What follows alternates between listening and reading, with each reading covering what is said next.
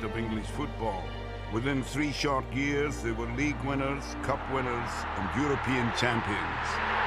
Francis scores! The extraordinary managerial partnership of Brian Clough and Peter Taylor had built a side to conquer all before them.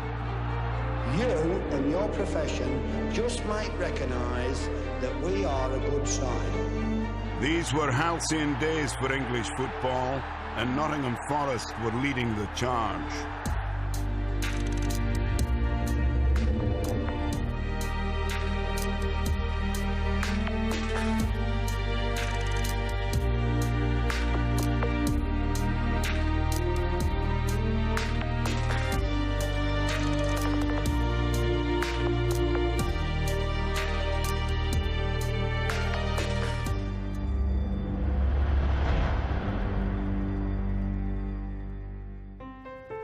After just 44 days in charge of Leeds United, Brian Clough had been sacked. But despite the controversies around Clough, Nottingham Forest felt fortunate to enlist him as their manager in January 1975.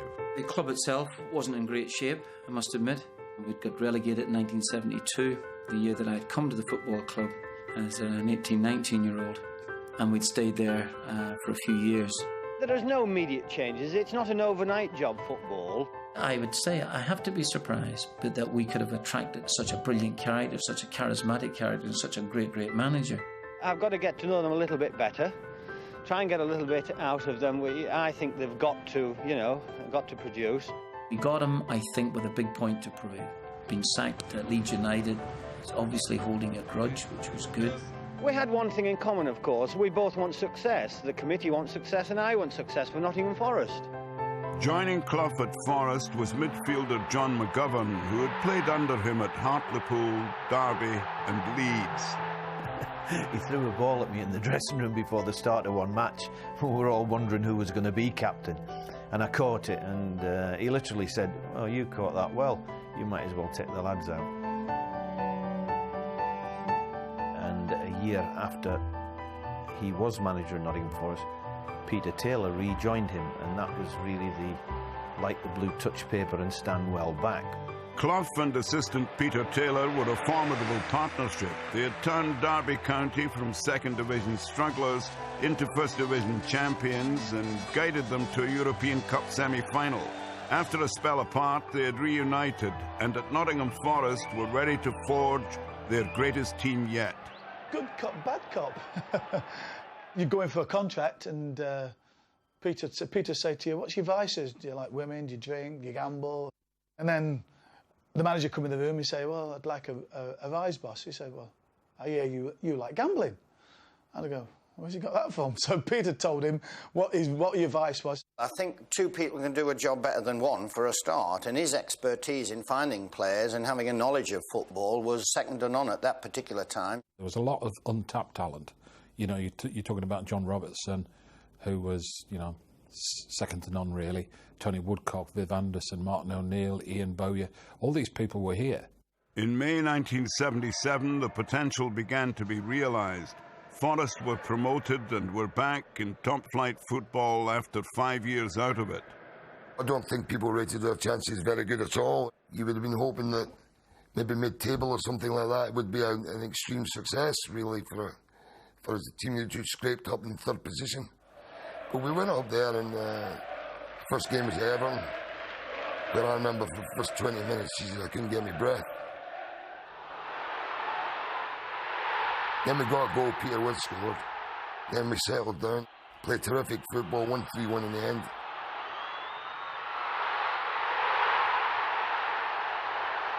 Clough and Taylor soon made additions to the squad, including, significantly, a goalkeeper. There's no instructions for me as a goalkeeper. We knew we wanted to play football, but by the same token, if I wanted to kick the ball long, I'd see the opportunity. We did have quite a bit of pace up front.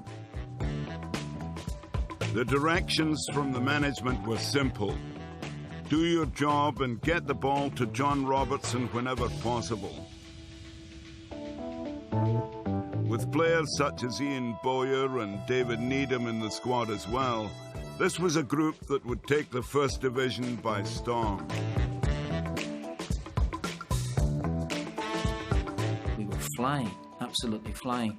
But there was lots of doubters around, and I'm deep down probably because it was the whole First Division at that time was essentially new to us, to a lot of the players, that we wondered how long we could maybe keep this going. As Christmas approached, Forest were top of the league, but next up was a trip to Old Trafford. That's the greatest performance I've ever played in the team. Just as simple as that. We were awesome that day. Played in for Peter With, and Woodcock scores! Tony Woodcock for Forest. We were mesmeric that afternoon. Really, really fantastic. It's Archie Kemmell now breaking for Forest. 3 up in this attack. John Robertson. Surely he'll score. It's 3-0. And we scored 4. It was just an incredible performance. Put it through by Kemmell. Tony Woodcock for own goal. It's 4. There was a great freedom about the team. We were counter-attacking it, not only with great skill, a lot of pace. It was great to be part of it. It wasn't just in the league that Forest were impressing. By March 1978, they'd earned themselves the right to challenge realistically for trophies. In under a year, Clough's men had gone from the Second Division to League Cup finalists.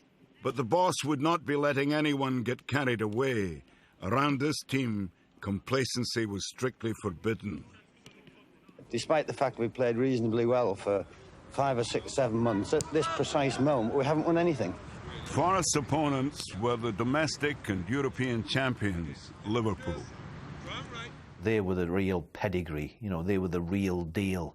If you had any ambitions to win anything, you knew you had to get past Liverpool. And adding to the difficulty of the task ahead, goalkeeper Peter Shilton was cup-tied. That spirit and belief within the camp, Chris Wood's coming into the side as a young, inexperienced goalkeeper performed miracles for a player so young. After a 0-0 draw, the teams replayed at Old Trafford, where John Robertson's penalty settled the tie. Forest had their first silverware in 19 years, and the bigger prize would soon follow.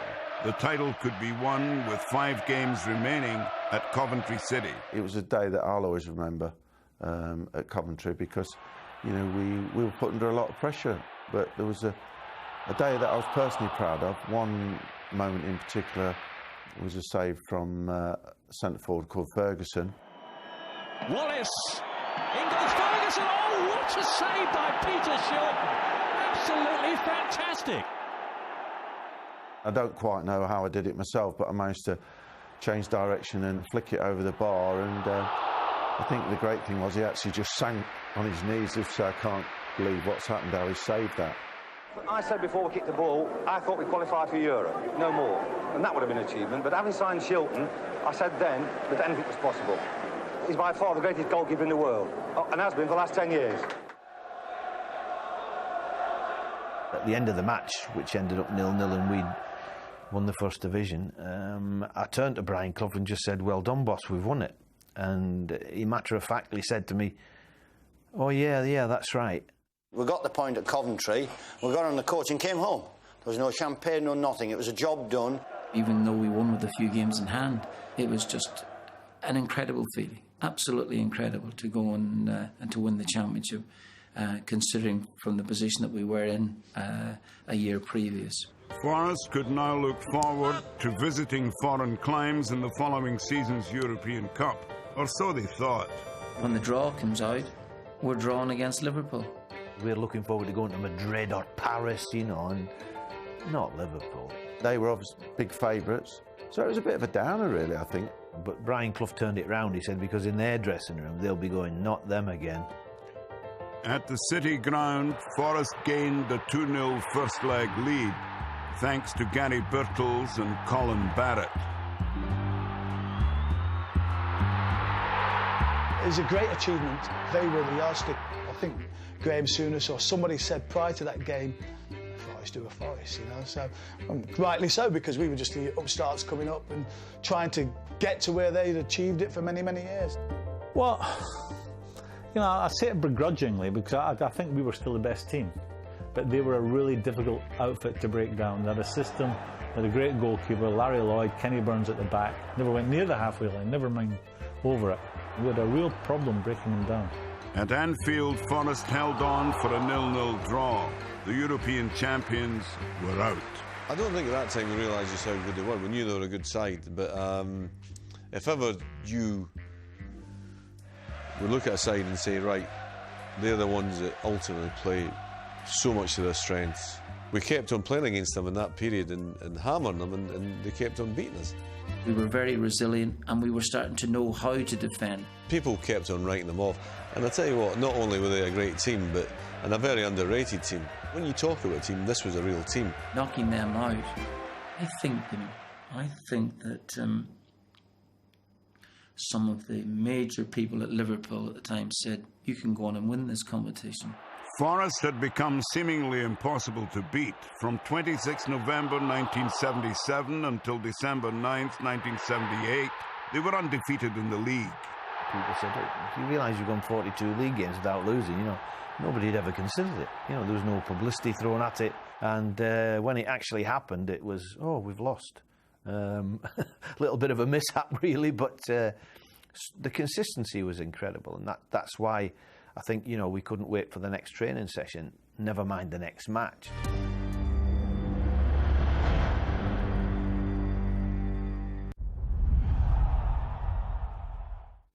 Sky Bet brings you the Sky Bet Tracker.